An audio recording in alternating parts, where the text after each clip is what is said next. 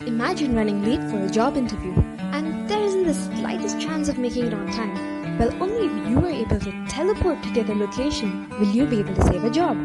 I might sound like I'm speaking complete nonsense, but what if I tell you that teleportation may actually be possible?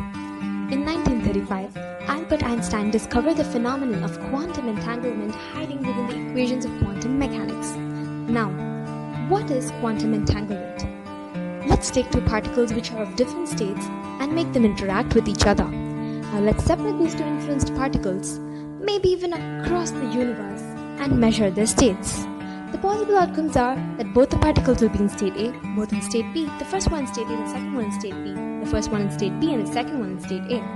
Here's when things get a little weird. If I measure the first particle to be in state A, the second particle is always in state B and vice versa, meaning both the particles can never be in the same states. Now this completely baffled a lot of scientists. Niels Bohr suggested that there may be a link, a sort of communication between the two particles, meaning when one particle gets measured, it instantaneously sends intimation to its partner. Einstein disapproved of this idea because this meant that the message had to travel at a speed faster than light, which violated his law of relativity. He even referred to it as spooky action at a distance. He instead suggested that the particle always contained some hidden information about its state within itself all along and only became apparent when measured.